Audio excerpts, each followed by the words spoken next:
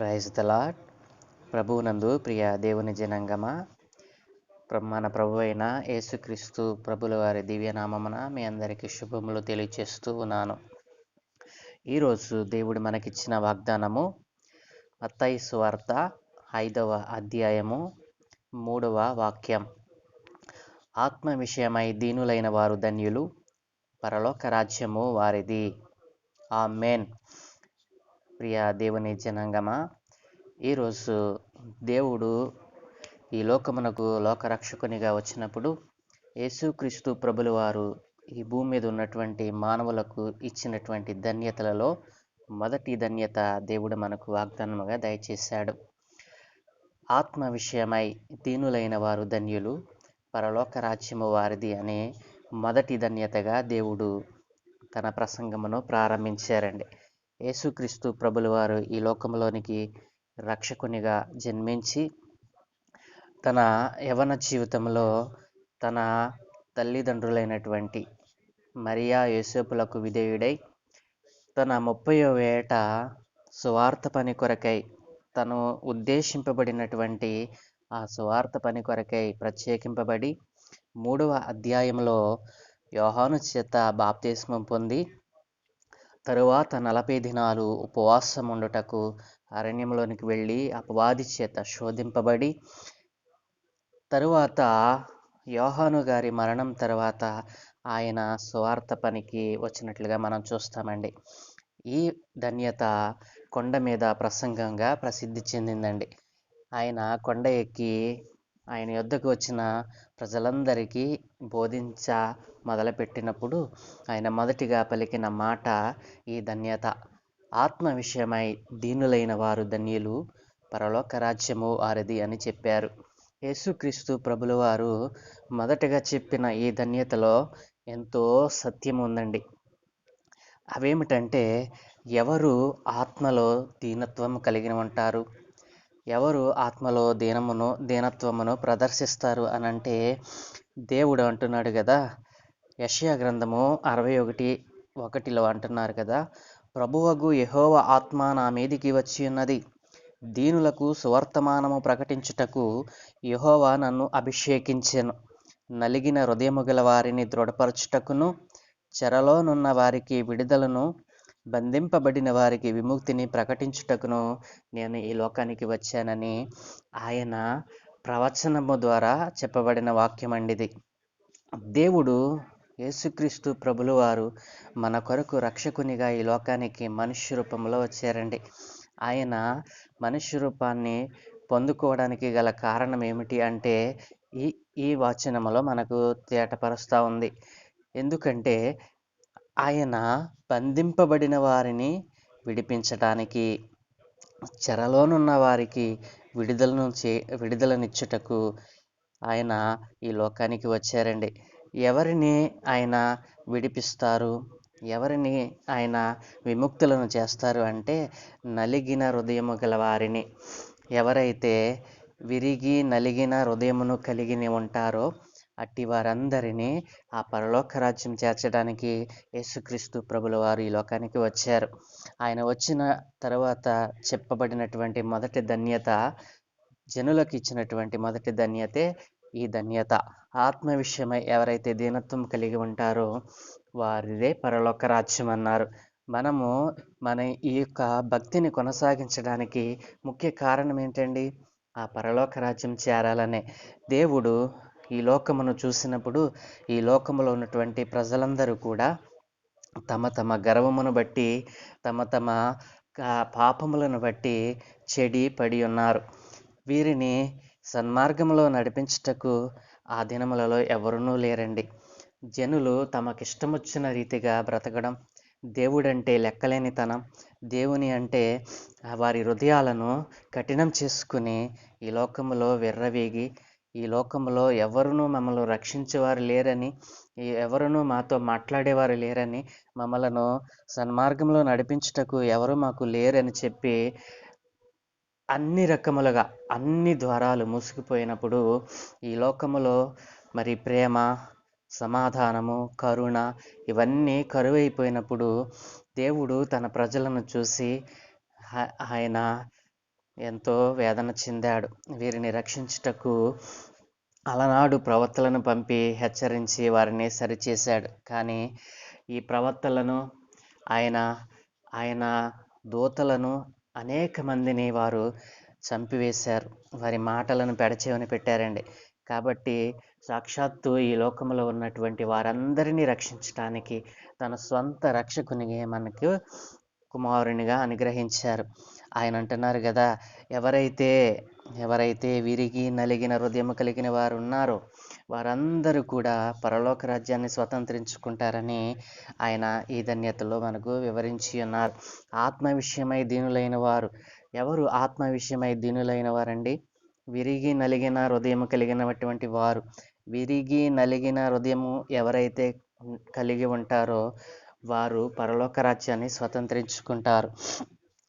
కీర్తనల గ్రంథము 34:18 దేవుడు అంటున్నాడు కదా, విరిగిన హృదయము గల వారికి యెహోవా ఆసనుడు, నలిగిన మనస్సు గల వారిని ఆయన రక్షించును. కాబట్టి విరిగి నలిగిన హృదయము కలగని వారిని దేవుడు లక్ష్యము చేస్తాడండి. అలాగే 51:17 అంటాడు కదా, విరిగిన మనస్సే దేవునికి ఇష్టమైన బలి. దేవా, విరిగి నలిగిన హృదయము నీవు అలక్ష్యము చేయవు అంటున్నాడు. కాబట్టి ఎవడైతే దీనుడై నలిగిన హృదయము గలవాడై ఆయన మాట వింటాడో, ఆయన మాట విని వణుకుచుంటాడో వానినే ఆయన దృష్టించుచున్నాను అంటున్నాడు. యెషయా గ్రంథము 66:2 అంటున్నాడు కదా, దేవుడు యెహోవా ఇలాగు సెలవిచ్చుచున్నాడు, ఎవడు దీనుడై నలిగిన హృదయము గలవాడై నా మాట విని వణుకుచుండునో వానినే నేను దృష్టించుచున్నాను అని అంటున్నాడు. దీన మనస్సు కలిగినటువంటి వాడే, నలిగిన హృదయము గలవాడే ఆయన మాట వింటాడో అట్లాంటి వారిని నేను దృష్టించుచున్నాను అని అంటున్నాడు. అలాగుననే సామెతల గ్రంథము 29:23 అంటాడు కదా దేవుడు, ఎవని గర్వము వానిని తప్పించును, ఎవని గర్వము వానిని తగ్గించును, వినయ మనస్కుడు ఘనత నొందును. ఎవని గర్వము వానిని తగ్గిస్తుందండి, వినయ మనస్కుడు ఘనత నొందుతాడు. ఎవరైతే గర్వముతో తనను తాను హెచ్చించుకుంటాడో వాడు తగ్గించబడతాడు.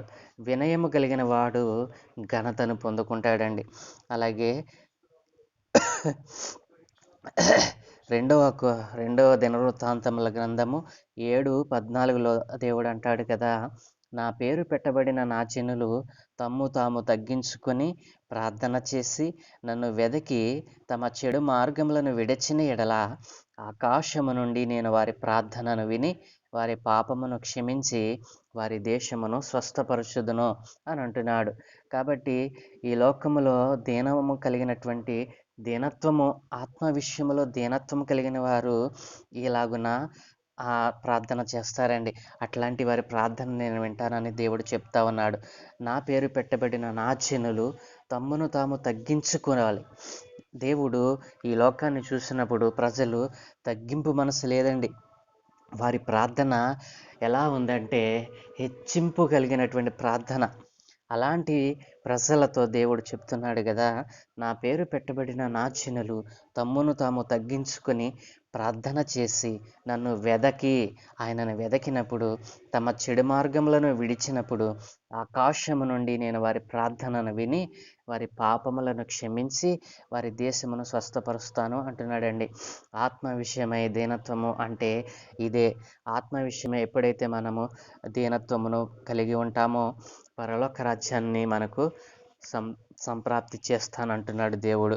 అలాగుననే సామెతలు 16:19 అంటాడు కదా దేవుడు, గర్విష్ఠులతో దోపుడు సొమ్ము పంచుకొనుట కంటే దీన మనస్సు కలిగి దీనులతో పొత్తు చేయటం మేలు.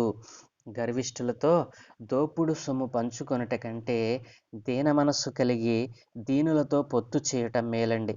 దీన మనస్సు అనేటువంటిది ఎంతో ప్రాముఖ్యమైనది. ఈ లోకంలో ఒకవేళ ధన సమృద్ధి చేత నీవు గర్విస్తున్నావేమో, నీవు నీ ధన సమృద్ధి చేత ఒకవేళ నీది కాని దాని కొరకే ఆశపడుతూ గర్వముతో ఒకవేళ దోపుడు సొమ్ము లాంటి దానిని పంచుకుంటున్నావేమో. ఒకవేళ దేవుడు నీతోనే మాట్లాడుతున్నాడు, ఈ ధన్యత నీ కొరకే. గర్విష్ఠులతో దోపుడు సొమ్ము పంచుకొనుటకు ఆశపడుతున్నావా? నిన్ను దేవుడు అడుగుతున్నాడు, దీన మనస్సు కలిగి దీనులతో నీవు పొత్తు చేయి. అప్పుడు నీకు పరలోక రాజ్యము నీకు లభిస్తూ ఉంది అంటున్నాడు దేవుడు. అలాగననే లూకాసు వార్త 18:14లో దేవుడు అంటున్నాడు కదా, అతని కంటే ఇతడు నీతిమంతుడిగా తీర్చబడి తన ఇంటికి వెళ్ళినని మీతో చెప్పుచున్నాను. తన్ను తాను హెచ్చించుకునివాడు తగ్గింపబడిననియు, తన్ను తాను తగ్గించుకునివాడు హెచ్చింపబడిననియు దేవుడు ఇక్కడ సెలవిస్తున్నాడు. ఎవరైతే తన్ను తాను దేవునిలో హెచ్చించుకుంటాడో అట్టి వారందరూ తగ్గింపబడతారండి. ఎవరైతే తన్ను తాను తగ్గించుకుంటాడో అట్టివాడు దేవునిలో హెచ్చింపబడతాడు. కాబట్టి దేవుడు మీకా వ్రాసిన గ్రంథంలో 6:8లో దేవుడు మనల్ని ఏం కోరాడండి? మనం ఆల్రెడీ ఈ వాగ్దానాన్ని మనం ధ్యానం చేశాము కదా. మనుషుడా, ఏది ఉత్తమమో అది నీకు తెలియచేయబడి ఉన్నది. న్యాయముగా నడుచుకొనుటయు, కనికరమును ప్రేమించుటయు, దీన మనస్సు కలిగి నీ దేవుని ఎదుట ప్రవర్తించుటయు, ఇంతే కదా దేవుడు నిన్ను అడుగుచున్నాడు కదండి. దేవుడు మనల్ని అడుగుతున్నది ఏంటి? న్యాయముగా నడుచుకోవటం, కనికరమును ప్రేమించటం, దీన మనస్సు కలిగి నీ దేవుని ఎదుట ప్రవర్తించాలి. ఎంతరైతే దీన మనస్సు కలిగి ఆయన ఎదుట మన ప్రవర్తన దీనము కలిగినదై ఉండాలి. మన ప్రవర్తన ఆయన యందు దీనము కలిగినై ఉన్నప్పుడు ఆయన మన యందు కనికరపడి మనకు పరలోక రాజ్యాన్ని సంప్రాప్తి చేస్తాడు. కాబట్టి పరలోక రాజ్యములో మనం చేరాలనే కదా మన నిత్యత్వము. మన కోరిక ఏమిటండి? ఈ భక్తి, ఈ విశ్వాస్యత, ఇవన్నీ మనం చేసేది దేనికోసం? ఈ లోకంలో మనము యాత్రికులము, పరదేశులమండి. ఈ లోకంలో మనకి కొద్ది కాలమే దేవుడు నిర్ణయించాడు. దేవుడు ఇచ్చినటువంటి ఈ కాలాన్ని మనం వ్యర్థముగా గర్వముతో మరి ద్రోహము చేత మన హృదయాలను మనం నింపుకున్నట్లయితే దేవుడు పరలోక రాజ్యాన్ని మనకు ఇవ్వడండి. కాబట్టి మనము ఆ రాజ్యము చేరాలి అంటే ఈ లోకములో మనము దీన మనస్సు కలిగి ఆయన యందు వినయ మనస్కులమై మనము తగ్గించుకున్నప్పుడు ఆయన సన్నిధిని కన్నీరు విడిచి ఆయన సన్నిధిని మనం అడిగినప్పుడు దేవుడు మనకు పరలోక రాజ్యాన్ని అనుగ్రహిస్తాడు. కాబట్టి పేదలైనటువంటి వారు దేవుని రాజ్యాన్ని స్వతంత్రించుకుంటారని, ఇక ఇలాంటివి అనేక విషయాలు దేవుడు ఆ కొండ మీద ప్రసంగం ద్వారా మనకు తెలియచేశాడు. కాబట్టి ఈ రోజున నీవు ఆత్మ విషయంలో దీనత్వము కలిగి ఉన్నావా? పరలోక రాజ్యము నీదే. ఆ రాజ్యము చేరటానికి నిన్ను నీవు సిద్ధపరచుకొని, దేవుడు నీ కొరకే ఈ లోకానికి వచ్చారు అని, నీ కొరకే ఆయన మనుష్య రూపిగా జన్మించాడు అని, ఆయన నీ కొరకే సిలువలో తన ప్రాణాన్ని పెట్టాడు అని, ఆయన నీ కొరకే మరలా నిన్ను ఆ పరలోక రాజ్యం చేర్చుటకే ఆయన చనిపోయి 3వ దినమున తిరిగి లేచి పునరుత్థానుడై సజీవుడై మన మధ్య నివసిస్తున్నాడని నీవు విశ్వసించినట్లయితే ఈరోజే నీ హృదయాన్ని దేవునికి ఇచ్చేయి. నీవు దీన మనస్సు కలిగి ఆయనను వేడుకున్నట్లయితే నీ శరీరంలో ఉన్న రోగమైన, నీ కుటుంబంలో ఉన్న ప్రతి విధ శోధనైన, ఏ సమస్య అయినా దేవుడు ఈరోజు తీసివేయబోతున్నాడు. అలాంటి వాటినన్నిటిని తీసివేసి దేవుడు నిన్ను పరలోక రాజ్యమునకు వారసునిగా చేయబోతూ ఉండగా నీ హృదయాన్ని దేవునికి ఇస్తావా? దీన మనస్సు కలిగి ఈ చిన్న ప్రార్థన నీవున్న చోటనే మోకరించి చేయి. పరలోకమందున్న మా ప్రియ పరలోకపు తండ్రి, ప్రేమగల దేవా, కరుణా సంపన్నుడా, రక్షకుడా, మీకు స్తోత్రాలు నాయన. ఈరోజు ఈ వాగ్దానము ద్వారా, ఈ మొదటి ధన్యత ద్వారా నీ బిడ్డలతో మాట్లాడటానికి నీవు కృప చూపినందుకే నీకు స్తోత్రాలు. అయా నీ సువార్త పనిలో, అయా నీ సువార్త అనగా నీ పుట్టుకను, నీ మరణమును, నీ పునరుద్ధానమును ప్రచురం చేయటియే. నీ పుట్టుక పరిశుద్ధమైనది, నీ మరణము పరిశుద్ధుల కొరకై నీవు చిందించినటువంటిది, అదియును పరిశుద్ధమైనది నాయన. నీ పునరుద్ధానము పరిశుద్ధమైనది, అదియు మా కొరకే నాయన. అయ్యా ఇది ఎందరైతే నాయన పరిశుద్ధమైన జీవితమును వారు నాయన స్వీకరించారో, అయా మారు మనస్సు పొంది బాప్తిసం తీసుకున్నారు, అట్లాంటి వారు నాయన ఈ లోకంతో కలిసిపోకుండా అయా ఆత్మలో దీనత్వము కలిగి నీ వాక్కుల యందు వారు మనస్సు ఉంచి విరిగి నలిగిన హృదయము గల వారి ప్రార్థిస్తూ ఉన్నారు నాయన. ఆయన ఇదిగో మారు మనస్సు పొంది కూడా నాయన ఇదిగో లోకముతో స్నేహం చేస్తూ ఇదిగో లోకాశలతో వారు పట్టబడ్డారు నాయన. ఈ నూతన సంవత్సరంలో వారు చేసినటువంటి తీర్మానం అయా నీ యందు నాయన నిలిచి ఉండాలని, అయా నీ యందు నిలిచి ఉండి నీతో అంటుకట్టబడటానికి వారు నిర్ణయం చేసి ఉండగా, ప్రవ్వా ఇదిగో తండ్రి, ఈ వాగ్దానము ద్వారా వాళ్ళని పట్టుకోమని, పరలోక రాజ్య వారసులుగా వారు తమ మార్గాన్ని సిద్ధపరచుకోవడానికి అయా నీవు మార్గం సుగమం చేయమని అడుగుచున్నాను. ఎందరి కుటుంబాలలో అయితే నాయనా అపవాది శోధనలు ఉంటున్నాయో ఎందరి కుటుంబాలలోనైనా ఇదిగో తండ్రి అనారోగ్యాల చేత, వ్యాధుల చేత వారు పట్టబడుతూ ఉన్నారు. అపవాదికిలో అపవాదికి వారు చోటిచ్చి నీ నీ పరిశుద్ధ ఆత్మను వారు కోల్పోతూ ఉన్నారు నాయన. అట్టి వారందరూ నాయన ఈరోజు ప్రార్థన చేస్తూ ఉండగా వారి జీవితాలలో గొప్ప కార్యములు మీరు జరిగించండి. ఆత్మలో దీనత్వం కలిగి నీ పరలోక రాజ్యాన్ని స్వతంత్రించుకోవడానికి వారి మనస్సులను తెరవమని అడుగుచున్నాను నాయన. ఇదిగో విరిగి నలిగిన మనస్సులను వారికి అనుగ్రహించి వ్యర్థముగా నిన్ను ఆరాధించకుండా ఘనముగా నిన్ను ఆరాధించి నీవే లోక రక్షకుడవని, స్వస్థపరచువాడవని నాయన, పరలోక రాజ్యమును చేర్చువాడవని ఈరోజు గుర్తించి నాయన, ఒకవేళ నాయన గ్రుడ్డితనముతో వారు ఉంటే గనక గ్రుడ్డి భక్తిని వారిలో నుండి తీసివేసి ఇదిగో ఈ వాగ్దానం వింటున్న వారిలో ఎవరైనా నాయన ఇదిగో తండ్రి నీ నామం ఎరిగిన వారైతే తండ్రి ఇదిగో ఈరోజే నిన్ను నీ స్వంత రక్షకునిగా వారి స్వంత రక్షకునిగా నిన్ను స్వీకరించే భాగ్యం అనుగ్రహించమని, వారి కుటుంబాలలో ఉన్నటువంటి ప్రతివిధ శోధనను తీసివేసి ఈ ఉదయమన ప్రభువా, ఎందరైతే వారి పనిపాటల కొరకే ప్రయాణాలు చేస్తూ ఉన్నారో, వారి పనిపాటల కొరకే, ఉద్యోగముల కొరకే ఇదిగో తండ్రి మరి భూఫలముల కొరకే ప్రయాణం చేస్తూ ఉన్నారు. పాటుపడుతూ ఉన్నారు, సిద్ధపడుతూ ఉన్నారు. వారందరినీ మీరు దీవించమని, వారి ప్రయాణాలలో సుఖమైన ప్రయాణం అనుగ్రహించి నీ దూతల కాపుదల వారికి దయచేయమని అడుగుచున్నాను. ఇదిగో తండ్రి, ఎందరైతే ఈరోజు మరి పుట్టినరోజు, పెళ్లి రోజు జరుపుకుంటున్నారు, వారి జీవితంలో మీరు ఇచ్చినటువంటి మరొక నూతన సంవత్సరము కొరకే మీకు స్తోత్రాలు చెల్లిస్తున్నాను. అలాగునైనా తండ్రి, యవన బిడ్డలునైనా మరి కాంపిటేటివ్ ఎగ్జామ్స్ కొరకు ఇదిగో సంవత్సరాంతపు పరీక్షల కొరకు సిద్ధపడుతూ ఉండగా వారి జీవితాల్లో గొప్ప అవకాశాలను దయచేయండి. ఉద్యోగం కొరకు ఎదురు చూస్తున్న వారికి మంచి ఉద్యోగాల ద్వారా వారిని అలంకరించండి నాయన. ఇదిగో వివాహాల కొరకు ఎదురు చూస్తున్న వారిని మంచి వివాహాలను వారి జీవితంలో అనుగ్రహించండి. వారికి ఏ అవసరతలతో అయితే నీకు ప్రార్థన చేస్తూ ఉన్నారు నాయన, ఈరోజు వారి అవసరాలన్నిటినీ తీర్చి నీవే నిజమైన దేవుడవని, నిజ రక్షకుడవని, సజీవుడవైన దేవుడవని, నీ మార్గముల వారు నడవటానికి వారి హృదయాలలో మీకు చోటిచ్చేవారిగా వారిని చేయమని, అన్ని ఆశీర్వాదాల చేత ఈ దినమున మేము ప్రార్థన ద్వారా వాగ్దానము చేతనైనా ప్రార్థించి మా దినాన్ని మేము ప్రారంభిస్తూ ఉండగా సమస్త ఆశీర్వాదములతో మీరు మమ్మల్ని నింపి నడిపించమని, ఈ మొదటి ధన్యత మా జీవితంలో ఫలించి ఆ రాజ్యమును మేము స్వతంత్రించుకునే భాగ్యం అనుగ్రహించమని, నజరేయుడును పరిశుద్ధుడును జీవాధిపతియునైన యేసుక్రీస్తు ప్రభుల వారి పాదముల చెంత అడిగి వేడుకుంటూ ఉన్నాము తండ్రి. Amen, amen, amen.